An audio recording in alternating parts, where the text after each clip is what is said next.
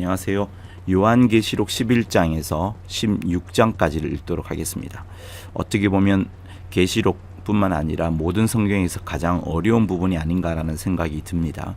왜냐하면 용어들부터가 이해하기가 즉각적으로 이해하기가 어려운 그런 부분들이 있습니다. 그래서 어떻게 보면 상징이라고 여겨질 만큼 복합적이고 또 복잡하기도 하고 또 먼 미래에 일어날 일들 같이 여겨지기 때문에 그렇습니다. 그렇지만 여러분, 중요한 사실은 뭡니까? 더 잘 모를수록 성경을 꾸준히 읽어두는 그것이 장차 이런 시대가 다가올 때에 우리가 그것을 다른 사람들보다 확실하게 알게 되어지고, 또 어떤 사건을 통하여서 그 사건이 바로 이 말씀이었구나라는 것을 확인하게 됩니다. 장차 우리에게 이런 일이 생겨날까 하는 그런 의문이 들 수 있을 만큼의 그런 일들은 반드시 생기게 됩니다. 그러므로 이 요한계시록 11장에서 16장 혹은 조금 더 몇 장 더 지나는 19장, 20장까지 이거는 여러분들이 꼭 많이 읽어두십사 부탁을 이제 드려봅니다. 그런 의미에서 전체적인 의미는 이런 것들을 볼 수 있습니다. 이 11장에서 16장까지는 심판이 이제 계속해서 점점 커지는 부분이 있습니다. 일곱 나팔, 일곱 대접 이런 것들이 이제 막 나오게 되죠. 그리고 이제 유명한 그 아마겟돈 전쟁, 종말에 이른다는 그 아마겟돈 전쟁, 세상의 최후의 전쟁이라는 그 아마겟돈도 여기에 이제 포함되어 있습니다. 그리고 가장 중요한 것은 이제 요한계시록 12장입니다. 12장은 창세 전에 일어났던 놀라운 일들, 그리고 장차 주 예수께서 어떠한 일을 이루실 것인가에 대한 큰 그림을 보여주고 있습니다. 그렇기 때문에 세상의 종말이 가까이 다가오는 그 시점에 마침내 구원의 완성이 이루어지는 최종적인 궁극적인 어떤 그림들을 이 성경책은 기록을 하고 있습니다. 그런 의미에서 여러분 함께 또 읽어가면서 하나님의 점점 최후 승리를 향해 달려가시는 그 속에서도 우리에게 어떤 중요한 초월적인 중요한 메시지를 이제 강조하고 있는 부분들을 여러분들이 이제 한번 누려보기를 이제 또 바라야 봅니다. 자, 우리 11장부터 읽도록 하겠습니다. 또 내게 지팡이 같은 갈대를 주며 말하기를, 일어나서 하나님의 성전과 제단과 그 안에서 경배하는 자들을 청량하되 성전 밖 마당은 청량하지 말고 그냥 두라. 이것을 이방인에게 주었은즉 저희가 거룩한 성을 42달 동안 짓밟으리라.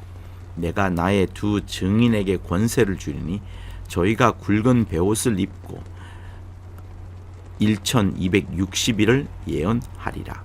이는 이 땅에 주 앞에 섰는 두 감람나무와 두 촛대니 만일 누구든지 저희를 해하고자 한즉 저희 입에서 불이 나서 그 원수를 소멸할지니 누구든지 해하려 하면 반드시 이와 같이 죽임을 당하리라.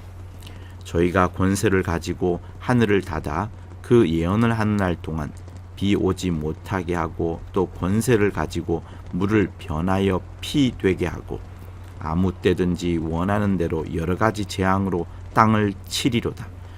저희가 그 증거를 마칠 때에 무저갱으로부터 올라오는 짐승이 저희로 더불어 전쟁을 일으켜 저희를 이기고 저희를 죽일 터인즉 저희 시체가 큰 성길에 있으리니 그 성은 영적으로 하면 소돔이라고도 하고 애굽이라고도 하니 곧 저희 주께서 십자가에 못 박히신 곳이니라.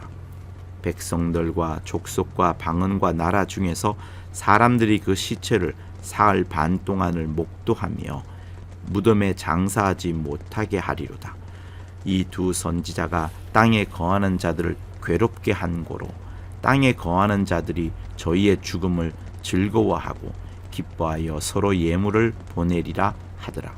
3일 반 후에 하나님께로부터 생기가 저희 속에 들어가매 저희가 발로 일어서니 구경하는 자들이 크게 두려워하더라. 하늘로부터 큰 음성이 있어 이리로 올라함을 저희가 듣고 구름을 타고 하늘로 올라가니 저희 원수들도 구경하더라.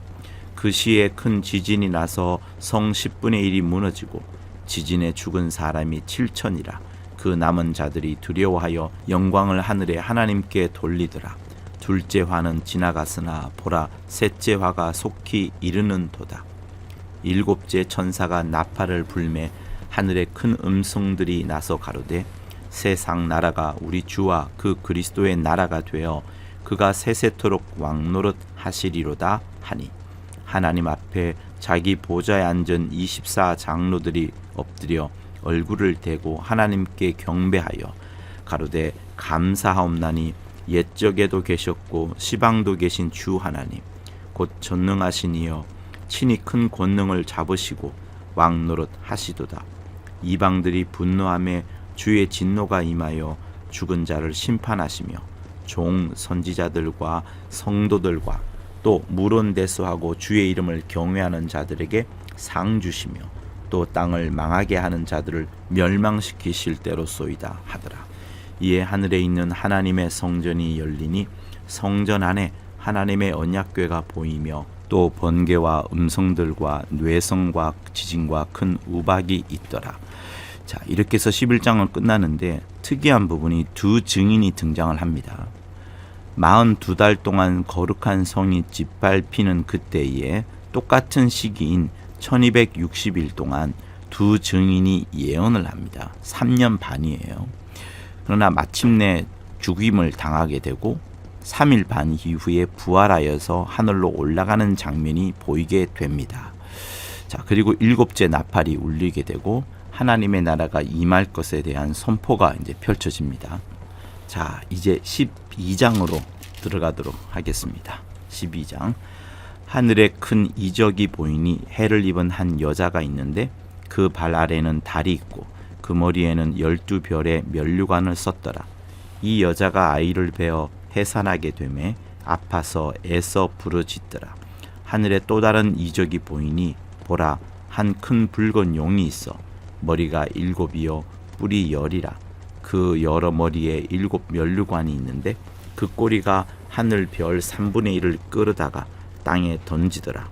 용이 해산하려는 여자 앞에서 그가 해산하면 그 아이를 삼키고자 하더니 여자가 아들을 낳으니 이는 장차 철장으로 만국을 다스릴 남자라. 그 아이를 하나님 앞과 그 보좌 앞으로 올려가더라. 그 여자가 광야로 도망하며 거기서 1260일 동안 저를 양육하기 위하여 하나님의 예비하신 곳이 있더라. 하늘에 전쟁이 있으니 미가엘과 그의 사자들이 용으로 더불어 싸울세.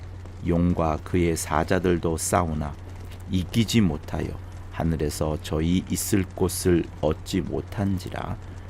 큰 용이 내어 쫓기니 옛뱀 곧 마귀라고도 하고 사단이라고도 하는 온 천하를 꿰는 자라. 땅으로 내어 쫓기니 그의 사자들도 저와 함께 내어 쫓기니라.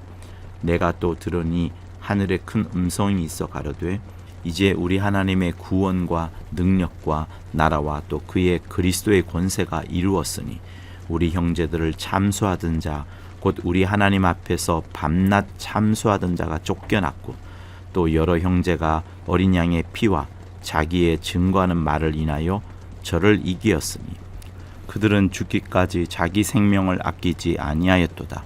그러므로 하늘과 그 가운데 거하는 자들은 즐거워하라.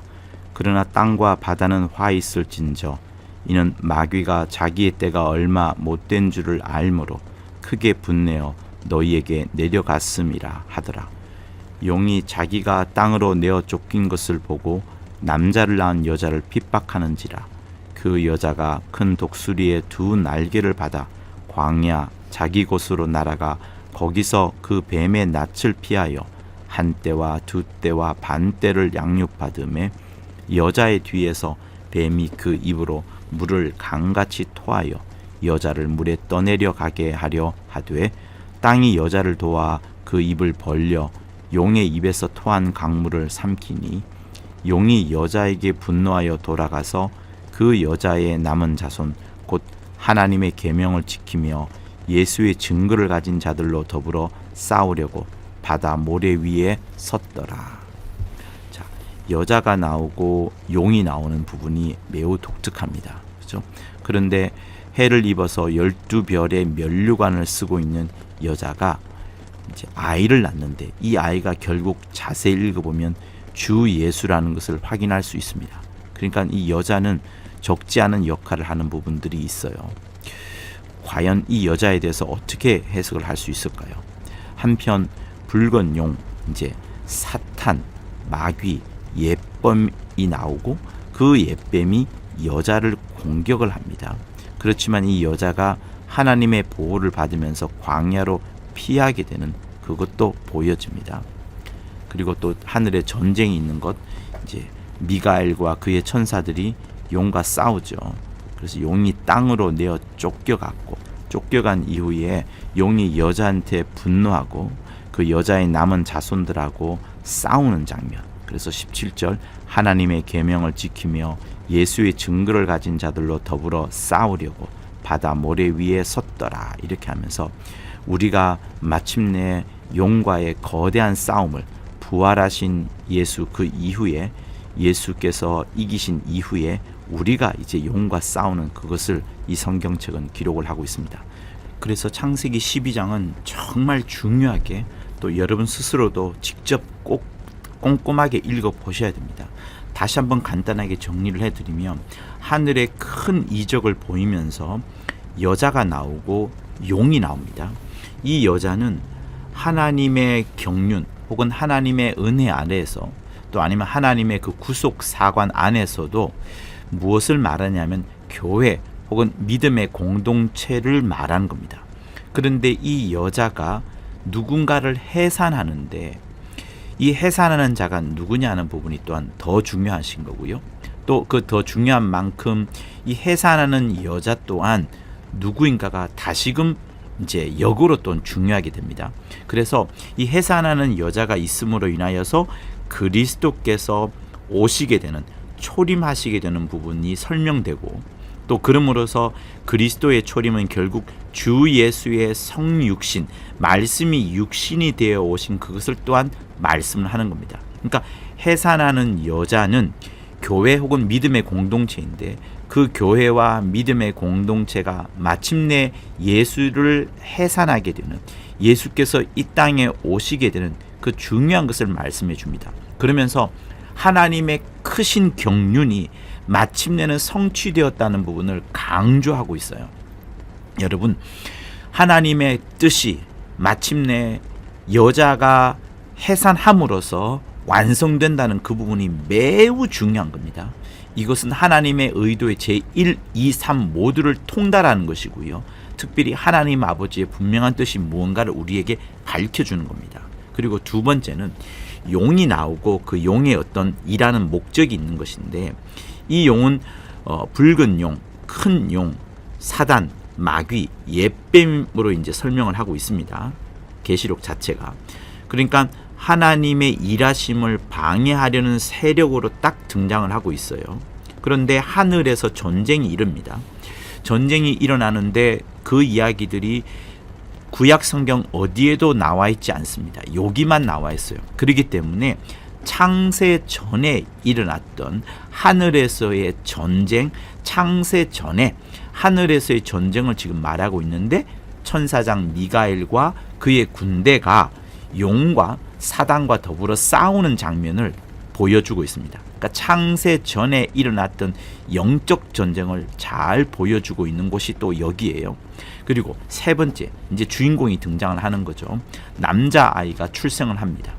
여자가 낳은 남자아이, 곧 교회 혹은 믿음의 공동체가 마침내 예수를 해산합니다. 그는 철장으로 만국을 다스릴 자라고 말씀을 합니다. 그러니까 하나님의 의도가 인간의 역사 속에서 마침내 성취되어지는 그것, 성육신하시면서 말씀이 육신이 되어 오신 그분. 그런데 그분이 결국 누가 낳느냐 하면 창세기 3장 15절에 있는 것처럼 여자가 낳은 후손, 여자의 후손으로 창세기 3장의 그 약속이 마침내 요한계시록 12장에서 딱 이루어졌다는 것을 딱 맞추어 갑니다. 그러니까 성경의 제일 첫 부분과 성경의 맨 끝부분은 마침내 하나님의 경륜이 이루어졌어요. 어떻게 해요? 여자가 남자아이를 낳음으로. 근데 이것을 어떻게 표현하냐? 교회가 예수 그리스도를 낳음으로, 다시 말하면 하나님의 아들이 아버지 품속에서 나오셔서 여자를 통하여서 마침내 성육신하면서 이 땅에 오신 바로 예수 그리스도를 의미하는 겁니다. 그러니 진짜로 중요한 부분을 계시록 12장이 설명을 하고 있는 거예요. 자, 그리고 네 번째, 용이 이제 땅으로 내어 쫓깁니다. 하늘에서 전쟁에 졌어요. 미가엘한테 밀려납니다. 쫓겨서 땅으로 내어 쫓겼습니다. 이렇게 하늘에서 추락, 하늘에서의 타락을 말하고 있는데, 이것은 창세기에 나오는 인간 타락하고 분리된 것이 아니에요. 창세기에 나온 인간 타락, 선악과를 먹음으로 인간이 타락한 그것은 하늘에서부터 사단이 타락하고 추락한 것과 연관이 되어 있습니다. 그러나 이건 역시도 하나님의 놀라운 경륜을 이뤄가는 데 있어서 하나의 반영을 보여주시는 겁니다. 그래서 우리는 김기동 목사님으로부터 이런 영적 존재로서의 사단의 존재를, 또 그의 역할을 잘 배워왔었고, 하나님의 경륜 속에서 이 사단이 반드시 꺾여지고 멸망할 수밖에 없다는 것을 우린 더더욱 배워왔습니다. 제2의도로. 그런 부분들이 또 여기 12장에도 또 기록되어 있는 거예요. 자, 그리고 다섯 번째, 여자가 도망을 갑니다. 광야로 도망을 갑니다. 그러나 도망간 것으로 끝나지 않고 하나님이 보호하고 있다는 것을 잘 보여주고 있습니다. 다시 말하면 하나님의 백성, 믿음의 공동체, 교회가 시련을 받지만 반드시 하나님이 보호하신다는 메시지를 여기서 보여주고 있는 거예요. 자, 그리고 여섯 번째, 땅에서 전쟁이 일어납니다. 그러나 우리가 승리할 것을 보여주고 있어요. 뱀 혹은 사단이 여인에게 분노를 합니다. 왜? 남자아이 곧 예수를 낳았기 때문에. 그러므로 이제 여자, 교회를 공격을 합니다. 누가? 사단이. 이렇게 신앙 공동체에 대한 또 다른 영적 전쟁이 이 땅에서 일어날 것이라는 것을 보여줍니다. 그렇지만 어떻게 돼요? 성도들이 하나님의 말씀 때문에, 예수를 계속 증거하는 그것 때문에 그거를 붙들고 있음으로 인하여서 마침내 승리한다라는 것을 17절에서 이야기를 하고 있는 거예요. 곧 하나님의 계명을 지키며 예수의 증거를 가진 자들, 그러니까 우리가 하나님의 말씀을 잘 지켜내는 것, 그러면서 끝까지 우리가 누구를 증거하는 거예요? 예수의 피와 예수의 살을 계속 증거할 때에 우리는 승리할 수 있다는 것을 여기서 보여주고 있습니다. 그러므로 계시록 12장 전체는 반드시 하나님은 당신의 뜻과 의도를 성취해 나가신다. 인간의 역사와 상관이 없이, 마귀의 어떤 방해에도 상관이 없이 반드시 하나님의 의도는 그의 주권 아래서 진행된다. 그와 함께 성도는 말씀 때문에, 성령의 인도하심 때문에 예수를 증거하면서 사단을 이겨나가고 하나님의 뜻대로 성취해 나간다는 것을 12장에서 설명을 하고 있는 겁니다. 그러므로 요한계시록 12장은 1200번을 여러분 읽으셔도 정말 무궁한 꿀이 여러분 심령 속에 막 새겨질 것입니다. 자, 이렇게 정리하고 우리는 13장으로 넘어가도록 하겠습니다. 13장. 내가 보니 바다에서 한 짐승이 나오는데 뿔이 10이요 머리가 7이라. 그 뿔에는 10면류관이 있고 그 머리들에는 참남된 이름들이 있더라. 내가 본 짐승은 표범과 비슷하고 그 발은 곰의 발 같고 그 입은 사자의 입 같은데, 용이 자기의 능력과 보좌와 큰 권세를 그에게 주었더라. 용이 주었으니까 나쁜 녀석이에요. 그죠? 그의 머리 하나가 상하여 죽게 된 것 같더니 그 죽게 되었던 상처가 나음에 온 땅이 이상히 여겨 짐승을 따르고, 용이 짐승에게 권세를 주므로 용에게 경배하며 짐승에게 경배하여 가로되, 누가 이 짐승과 같으뇨? 누가 능히 이로 더불어 싸우리요? 하더라. 또 짐승이 큰 말과 참남된 말하는 입을 받고 또 42달 일할 권세를 받으니라. 짐승이 입을 벌려 하나님을 향하여 회방하되 그의 이름과 그의 장막 곧 하늘에 거하는 자들을 회방하더라. 또 권세를 받아 성도들과 싸워 이기게 되고 각 족속과 백성과 방언과 나라를 다스리는 권세를 받으니, 죽임을 당한 어린 양의 생명책에 창세 이후로 농명되지 못하고 이 땅에 사는 자들은 다 짐승에게 경배하리라. 누구든지 귀가 있거든 들을지어다. 사로잡는 자는 사로잡힐 것이요 칼로 죽이는 자는 자기도 마땅히 칼에 죽으리니 성도들의 인내와 믿음이 여기 있느니라. 자, 우리 예수 믿는 자들이 곧 죽음을 당한 어린 양의 생명책에 기록된 자들이 핍박받는 것을 기록을 하고 있습니다. 회방을 받을 것을 기록을 하고 있어요. 그러나 우리가 어떻게 이겨내는지를 설명을 하고 있습니다. 성도들의 인내와 믿음이 여기 있다. 마땅히 칼에 죽을지라도 사로잡힐지라도 우리가 인내하고 믿음이 정말 필요하다는 것을 10절은 강조하고 있습니다. 내가 봄에 또 다른 짐승이 땅에서 올라오니 새끼 양같이 두 뿔이 있고 용처럼 말하더라. 저가 먼저 나온 짐승의 모든 권세를 그 앞에서 행하고 땅과 땅에 거하는 자들로 처음 짐승에게 경배하기 하니 곧 죽게 되었던 상처가 나은 자니라. 큰 이적을 행하되 심지어 사람들 앞에서 불이 하늘로부터 땅에 내려오게 하고 짐승 앞에서 받은 바 이적을 행함으로 땅에 거하는 자들을 미혹하며 땅에 거하는 자들에게 이르기를 칼에 상하였다가 살아난 짐승을 위하여 우상을 만들라 하더라. 저가 권세를 받아 그 짐승의 우상에게 생기를 주어 그 짐승의 우상으로 말하게 하고 또 짐승의 우상에게 경배하지 아니하는 자는 몇이든지 다 죽이게 하더라. 저가 모든 자 곧 작은 자나 큰 자나 부자나 빈궁한 자나 자유한 자나 종들로 그 오른손이나 이마에 표를 받게 하고 누구든지 이 표를 가진 자 외에는 매매를 못하게 하니 이 표는 곧 짐승의 이름이나 그 이름의 수라. 지혜가 여기 있으니 총명 있는 자는 그 짐승의 수를 세어보라. 그 수는 사람의 수니 666이니라. 자, 여기서 바다에서 올라온 짐승과 땅에서 올라온 짐승을 이야기합니다. 두 짐승이 나오는 거예요. 결국 마귀의 지배 아래 있고 어떤 사람들의 그 믿음의 사람들의 그 믿음을 방해하는 자로 엄청난 영적 전쟁을 일으키는 자들로 지금 표현됩니다. 특별히 땅에서 올라온 짐승 같은 경우에는 어떤 굉장한 기만수를 벌이고 있죠. 가짜 종교를 만들면서 사람을 속이고 그러면서 온갖 미혹해 하거나 신유까지 일으키는 그런 부분들을 보여주고 있습니다.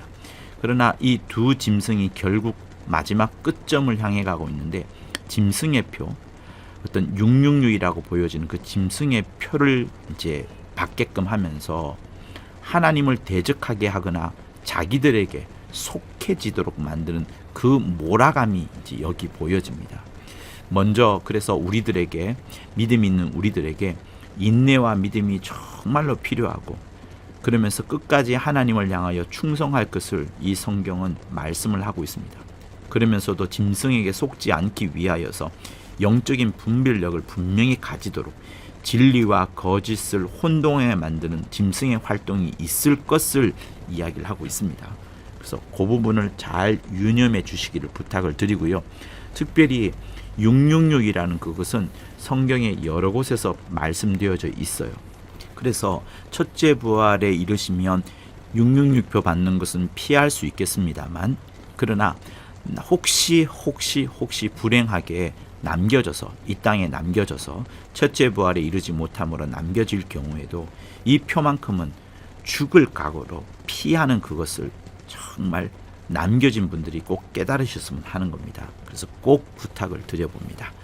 자, 이제 14장으로 넘어가도록 하겠습니다. 14장. 또 내가 보니 보라 어린 양이 시온산에 섰고 그와 함께 14만 4천이 섰는데 그 이마에 어린 양의 이름과 그 아버지의 이름을 쓴 것이 있도다. 내가 하늘에서 나는 소리를 들으니 많은 물소리도 같고 큰 뇌성도 같은데 내게 들리는 소리는 검은 곳 타는 자들의 그 검은 곳 타는 것 같더라.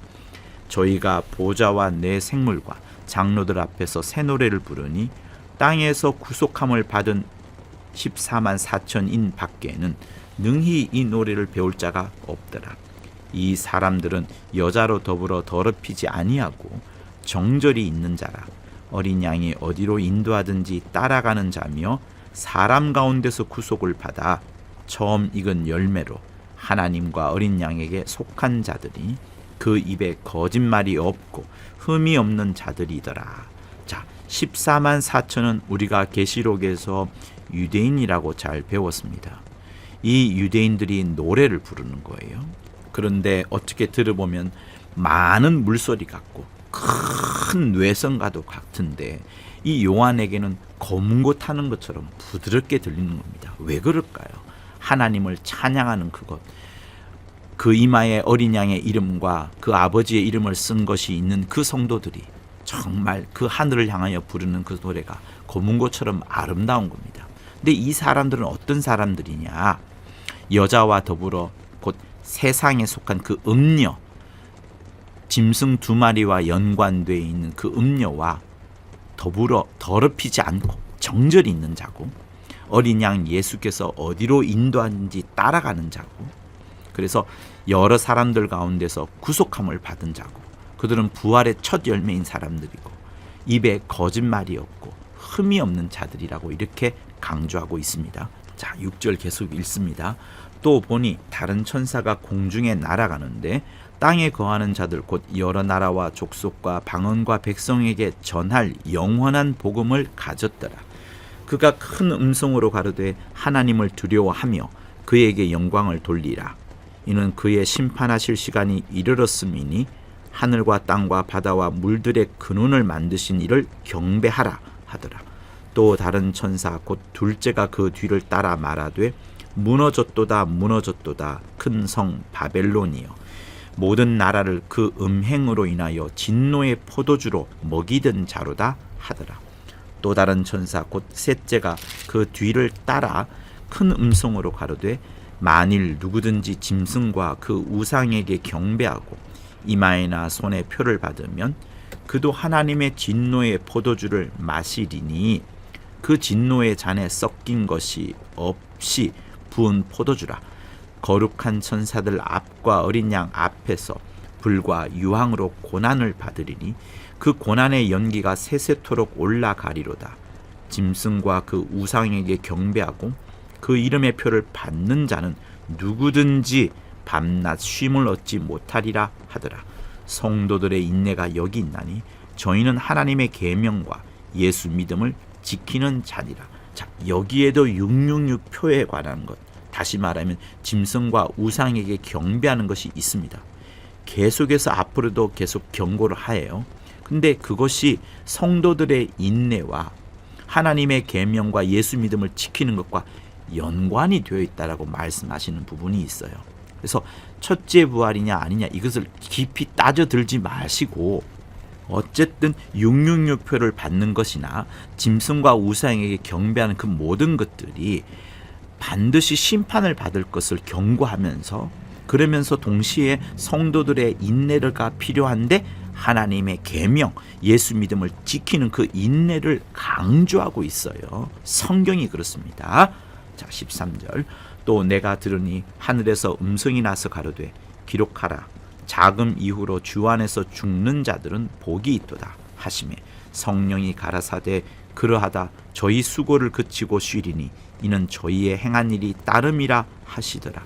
연이어 나오는 13절의 말씀 역시도 주 안에서 죽는 것들을 말씀하는데, 지금 주 안에서 죽는 자들은 누구겠어요? 짐승에게 경배하지 아니하고 666표를 받지 않으면서 죽어간 자들을 말하고 있습니다. 그들에게 복이 있다라고 말씀하시고 저희 수고를 그치고 쉬리니 이는 저희의 행한 일이 따름이니라 이렇게 말씀을 하고 있어요. 자, 계속 읽습니다. 또 내가 보니 흰 구름이 있고 구름 위에 사람의 아들과 같은 이가 앉았는데 그 머리에는 금 면류관이 있고 그 손에는 이한 낫을 가졌더라. 이한 낫은 매우 날카로운 낫을 말하는 겁니다. 또 다른 천사가 성전으로부터 나와 구름 위에 앉은 이를 향하여 큰 음성으로 외쳐 가로되 내 낫을 휘둘러 거두라. 거둘 때가 이르러 땅의 곡식이 다 익었음이로다 하니 구름 위에 앉으신 이가 낫을 땅에 휘두르매 곡식이 거두어지니라. 자, 여러분 여기 14절에 나오는 사람은 누굴까요? 금면류관을 쓰고 있고 날카로운 낫을 가졌습니다. 사람의 아들과 같은 이라고 표현되어 있어요. 그죠? 그가 구름 위에 앉아 있습니다. 15절에서 내 낫을 휘둘러 거두라 라고 명령어가 되어 있어서 이 14절의 사람이 천사처럼 보이기도 합니다. 그러나 14절은 금면류관을 가졌고 흰 구름 위에 앉아 있는 분이기 때문에 그분은 예수 그리스도로 보는 것이 가장 맞습니다. 다시 말하면 15절의 천사가 성부 하나님의 그 명령을 예수께 전달을 하는 거예요. 명령어가 아니라 전달을 하고 있는 겁니다. 그러면서 예수님의 권위를 오히려 더 드러내고 있는 부분을 말씀하고 있는 거예요. 자, 17절. 또 다른 천사가 하늘에 있는 성전에서 나오는데 또한 이한 낫을 가졌더라. 또 불을 다스리는 다른 천사가 제단으로부터 나와 이한 낫 가진 자를 향하여 큰 음성으로 불러 가로되 내 이한 낫을 휘둘러 땅에 포도 송이를 거두라. 그 포도가 익었느니라 하더라. 천사가 낫을 땅에 휘둘러 땅에 포도를 거두어 하나님의 진노의 큰 포도주 틀에 던지매 성 밖에서 그 틀이 밟히니 틀에서 피가 나서 말 굴레까지 닿았고 1600 스다디온에 퍼졌더라. 자, 여러분 18절에도 이한 낫을 가진 자가 나옵니다. 그는 천사라고 기록되어 있고 이 이한 낫을 가진 천사는 진노의 큰 포도주 틀에 던지기 위하여서 이한 낫을 휘두르는 거예요. 그러니까 진노 받을 자, 하나님께 심판을 받을 자를 거두는 자이고 14절에 나오는 이 이한 낫을 가진 자는 예수 그리스도시고 그의 단단하게 잘 익은 곡식, 곧 주 예수의 열매, 주 예수의 성도들을 거두는 그 장면을 지금 이야기를 하고 있는 겁니다. 그리고 20절에 나오는 스타디온은 스테디움이라는 단어 들어보셨죠? 경기장을 말하는 겁니다. 그러니까 스타디온에서 스테디움으로 이제 언어가 변화된 부분들이 있어요. 그래서 같은 개념으로 생각해 주시면 되는데 스타디온은 190m 혹은 200m 정도 됩니다. 그러니까 100m 경주를 왕복하는 정도의 거리 혹은 그 200m 정도의 경기장, 원형 경기장, 그거를 싸고 있는 큰 어떤 경기장을 말하는 거예요. 그러면서 스테디움이 나오게 된 거거든요. 그러니까 1600 스타디온이면 1600 곱하기 200m 혹은 190m를 생각해 보시면 되는데, 그러니까 문자적으로 계산하자면 어마어마한 시간이 되겠습니다. 아마 300km가 넘는 것인데, 그러니까 이거는 어떤 물리적인 거리를 말하는 게 아니라 하나님의 심판이, 그러니까 이한 낫을 휘둘러서 하나님의 진노의 큰 포도주의 틀이 던져지는 그 범위가 엄청난 범위의 심판이 펴진다는 것이고, 피 흘림의 심각성이 매우 강조하면서 하나님의 심판이 삼엄하다, 위중하다, 크시다, 이런 것을 강조하는 겁니다. 자, 15장을 이제 또 읽도록 하겠습니다. 15장. 또 하늘에 크고 이상한 다른 이적을 보매 일곱 천사가 일곱 재앙을 가졌으니 곧 마지막 재앙이라. 하나님의 진노가 이것으로 마치리로다.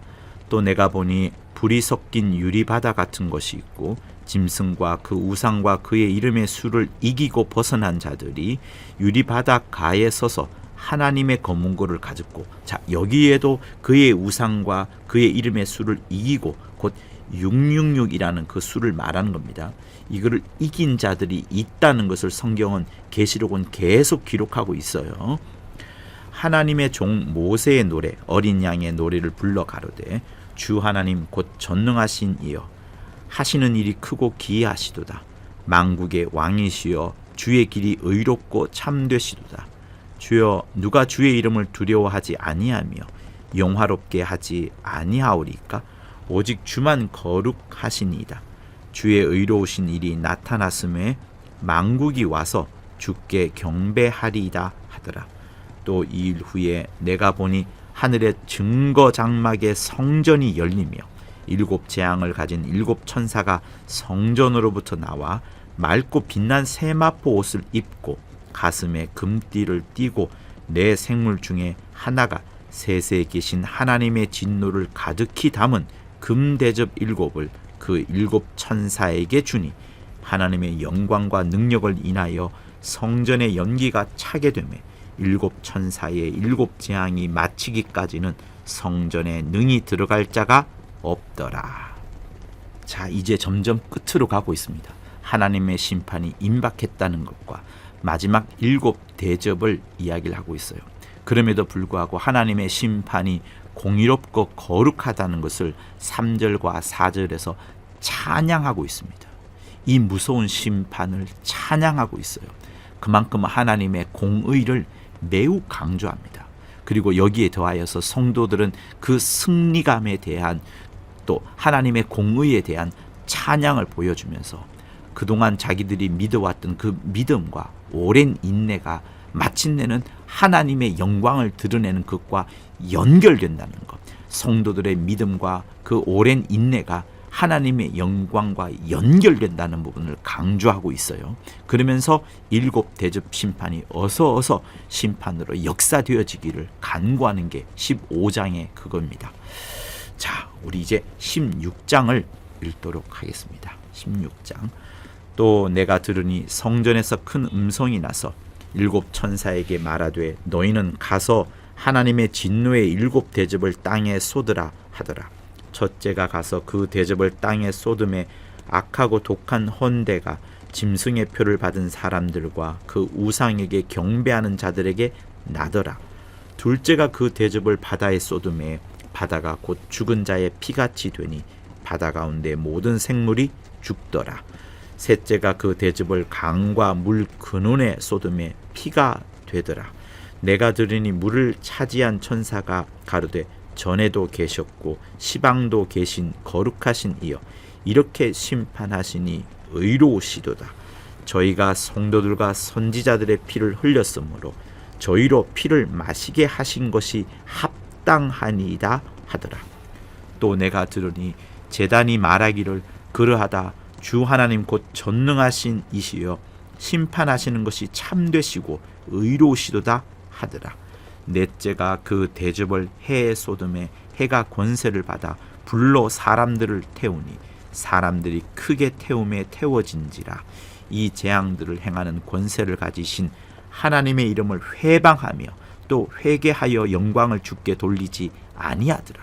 여러분, 이렇게 큰 대접이 쏟아지고 엄청난 진노가 옴에도 불구하고 하나님의 이름을 회방하고 회개치 않는 정말 이런 악한 모습들을 또 보게 됩니다. 말세에 이렇게 그런 무서운 심판 속에서도 하나님의 대적하는 자가 일어난다는 것을 여러분 잊지 마십시오. 또 다섯째가 그 대접을 짐승의 보좌에 쏟으니 그 나라가 곧 어두워지며 사람들이 아파서 자기 혀를 깨물고 아픈 것과 종기로 인하여 하늘의 하나님을 회방하고 저희 행위를 회개치 아니하더라. 또 여섯째가 그 대접을 큰 강 유브라다에 쏟음에 강물이 말라서 동방에서 오는 왕들의 길이 예비되더라.